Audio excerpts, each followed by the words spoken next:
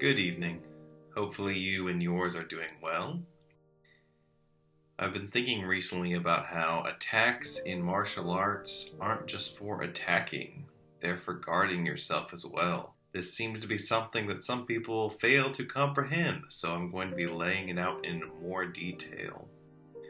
Let's say I do a hammer strike, and it's very strong and it's very fast. But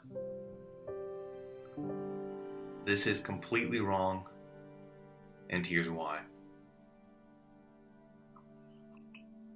Take a good look at that face.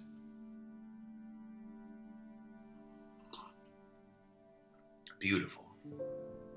Oh, it's wide open. So if someone decides to attack at the same time, who knows who gets hit first? Who knows who gets hit first? But what if I do this?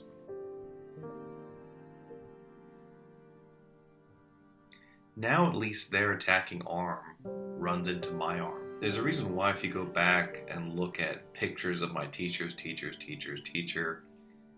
they have their arms in front of their face. Because they're not just attacking someone, they're not just beating someone down, they're guarding themselves while they attack. Sometimes there are techniques where they have their arms pulled to the side, even though they're doing a straight on attack. And if you know why that's done, then you know why that's done. But in general, you hide behind your attack. You shield yourself with your own jabs or your own bangdas or your own, whatever you want to call it, your own offensive maneuvers. Let's take a look at a completely different continent and a completely different time period. So here we are in Italy, 15th century. People are using two-handed swords, and it's the same thing. I can strike really hard, I can hit a pell really hard, I can cut at someone really hard in sparring. But if I do this, it's completely wrong. I could literally get killed at the same time if they do an attack to my head. We could both get killed. There are such things as double hits, people dying at the same time. It doesn't happen in the movies very often, does it? But it is possible. You guys both swing, and if you're not guarding yourself, then of course you both die.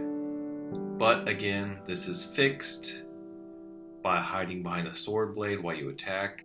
And what do you know? Of course, it's in the historical sources.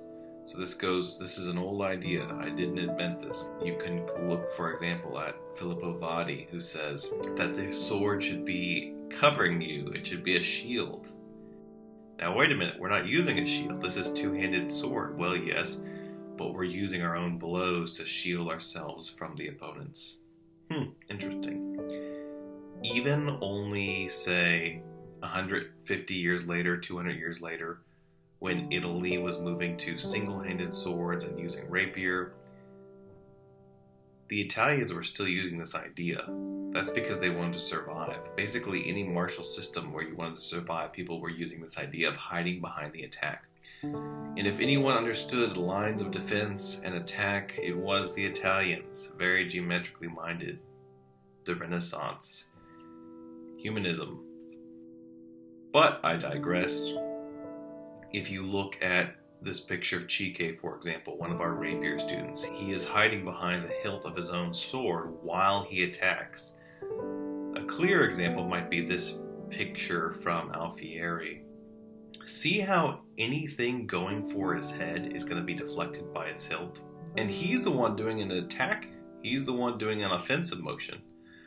Alfieri, just like all the other people around the world who wanted to survive while they were hitting at other people with swords, he's hiding behind his own attack while he launches his own. This is something you don't necessarily get if you look at a picture, you have to read the text, or if you're trying to make up your own sword style, God forbid. This is something you might not realize until you learned the old-fashioned way.